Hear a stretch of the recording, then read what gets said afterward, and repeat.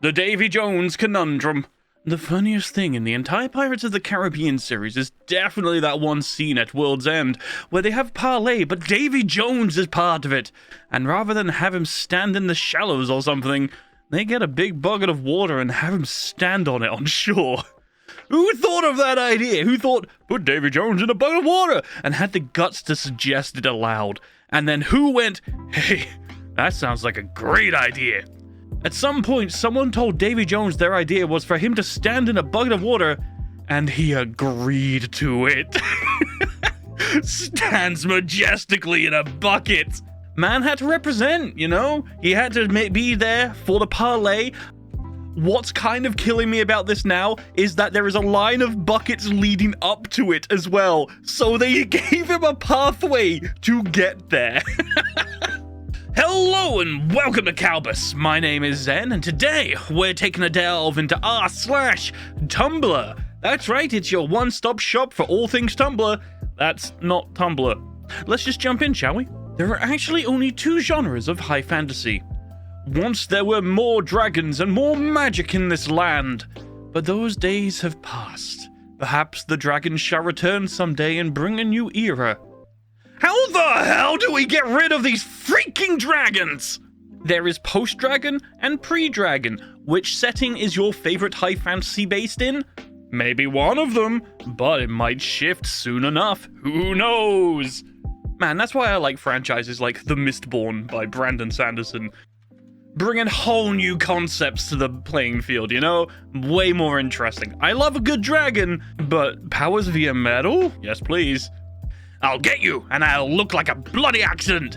Shut up! I mean it! I will end you! Jim Carrey Grinch was chaotic neutral, but Mike Myers' Cat in the Hat was just straight up chaotic evil. Did you know that this movie is the reason why the Seuss estate won't allow any more live-action adaptation of Dr. Seuss's books? I actually have not seen this film, and I think I'm gonna need to watch it. Maybe tonight. Hold on, I just need to send a message to the group chat and see if they want to watch Cat in the Hat tonight. That was so funny, and this is an amazing segue because I totally did not forget to do this earlier. Have you hit subscribe down below? Maybe left a like, a comment, leave a subscribe, share with friend. Please, it helps us keep making more things for you. And it's just a nice little circle of things. You help us, we help you. Be entertained. It's easy. You done it? Cool. Let's continue. From the official Uno Twitter account, you cannot play a +2 on a +2. Thank you for the cards, but we'll take it from here. The only rules of Uno are what you can convince the rest of the table the rules are. Freak that! You play as many +2s on top of the other +2s as you can until it lands on someone who can't, and it ruins a friendship. Now, you can't tell the creator of something that what you made is wrong, because they officially made it. Now, what you're referring to are house rules. Stick to the house rules, because +2s, we stack them in this household, Uno. We stack those 2s and the +4s. When someone gets hit by the chain and has to pick up 24 cards, you know they don't want to play Uno no more. Humans don't have enough ornamentation. Where's the plumage, the antlers? I could go for a good vibrant throat sack I could display as I sing in my mating season. Humans have some of the most extreme hair variation over their bodies in the animal kingdom, with hair on some parts of our body a few millimeters long and fine enough to be almost invisible, and hair in other parts a good meter long, if not artificially trimmed. Part of the inside of our mouths are turned out to make our lips bright red. We have comically oversized braids and black peni bones to make erections more indicative of impressive circulation, and have some of the most complex behavioral adaptations to self-ornamentation for courtship seen in anything that doesn't spend half its life collecting blue bottle caps. How much ornamentation do you want? I'd like antlers, as previously stated. Tell me right now, if you couldn't have like some antlers or some peacock feathers or something like that you wouldn't take them. If you had the option to have something like that, tell me you wouldn't take it. You know, actually, let me know down below, what would you actually want to have? Would you want antlers? Would you want wings? What would you want? What would you want for just aesthetic reasons from the animal kingdom? One time in driver's ed training, we stopped in the middle of nowhere off the highway at a combination KFC and Taco Bell. A guy at the counter was wearing a Taco Bell hat and asked, KFC or Taco Bell? Before I said anything. So I said, KFC? And this dude dipped behind the counter and reappeared with a KFC hat on instead. Wonder if that guy gets 2 paychecks, one for each hat. It's the way it should go. God, that should be the way it goes. If you have to do multiple roles of multiple different jobs, you should get paid for each individual job. I am not wrong on this. We should be paid for individual jobs. They should stack up. I just learned that someone on Tumblr roleplayed as OSHA for years, as in made an account pretending to be the official OSHA account and posted things that could ostensibly be official OSHA posts, citing specific regulations and such. Incredible. Absolute bonkers that I'm now one of those weirdos you hear about on Twitter. Hashtag, so why did you stop? Commit to the bit! I committed to the bit so hard that I also committed misdemeanor impersonation of a government official. So just make an account where you're pretending to be a government official that can just pardon you. You've already come this far, so why not just go all in on this, you know? You've dug yourself the hole, now give yourself a ladder out. Can't be that hard. An ancient Greek walks into his tailor's shop with a pair of torn pants. Euripides? Says the tailor. Yeah, Eumenides? Replies the man. This is so awful, it must go on to infect others. Oh my god. Oh my god. Okay, I unironically love this. This is so goofy.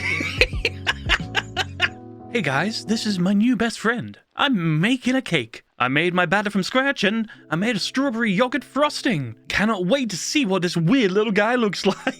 Oh no. The lamb is done. The lamb is cooling. The lamb did not come out of the pan very well. Features have been lost. Frosting may be needed to rescue the lamb. Behold, my son. Oh! Hey OP, do you take criticism? I do not, and please do not speak to me or my son ever again. This looks like some early Joel Veach stuff. It's gonna start singing about Crusher with a ukulele and weird other stuff. That some people respond to any well-foreshadowed reveal with, ugh, that plot twist was so predictable. Proves bad faith criticism has rotted their brains to the point they think it's bad writing if they can correctly identify information the writers were intentionally giving them. No, I agree fully on this. Not every single plot twist just needs to come out of the blue. There needs to be build-up, there needs to be the groundwork to establish how this plot twist can actually, happen and not just be a deus ex machina that just appears out of nowhere. I'm looking at you, Doctor Who. Boys really do act away. I hopped into his car and he put on his playlist of jazz music to study to. Then in the middle of it, for no discernible reason, was a compilation of top 10 scariest animal sounds. And he imitated each one until it got to the gorilla noises and he just said, wow, powerful, really cool. Then the playlist went back to jazz again. You have a problem with this? No, absolutely not. Sometimes we just need to hear nature. We just need to go back to it, We just need to hear a giraffe cough. It's just what we desire sometimes. It's what we need. Someone, Coca-Cola can remove rust from metal. Imagine what it's doing to your body. Pfft, getting rid of the rust, idiot. That's not how it works. I've been drinking soda and my body's rust-free. Not sure where you're getting your facts from. The thing is, they're not wrong. We are rust-free and we only have Coca-Cola to thank for that. Thank you, Coca-Cola, for keeping us rust-free. Do you ever get a wave of nostalgia for a hyperfixation that's never coming back, with the same sort of melancholy with which you would mourn a lost childhood friend? Like, you consumed my every waking moment for 6 entire months, and now I haven't thought about you in years. I miss that passion. Yeah, it sucks. Like, I used to enjoy a lot of things. I used to love rock climbing. I used to love playing badminton. I used to do a lot of Warhammer miniature painting. I used to play Guild Wars 2 a lot, which actually I've gone back into recently. So I can't really mention that one. But they just kind of stop. And they just leave your life. And then you just remember it fondly. You're just like, Why did I ever stop that? If you enjoy things, just enjoy it again. Just start to rediscover it and just bring a little bit more joy into your life, because we all need a bit more. Trade my imperfect flesh for the immortality of the machine. Rusts. I see you need to be consuming a bit more Coca-Cola. Hey, Coke, do you want to sponsor us? We do like to be rust-free here at Kalbus. Sadly, though, that's the end of the video for today. Let us know down below what post was your favorite, and hey, maybe even consider subscribing if you haven't already. If you want some more r/Tumblr, then another one will be popping up in just a moment. But on that note, I have been your host, Zen, and I hope to see you in the very next Kalbus video. Have a great rest of your day.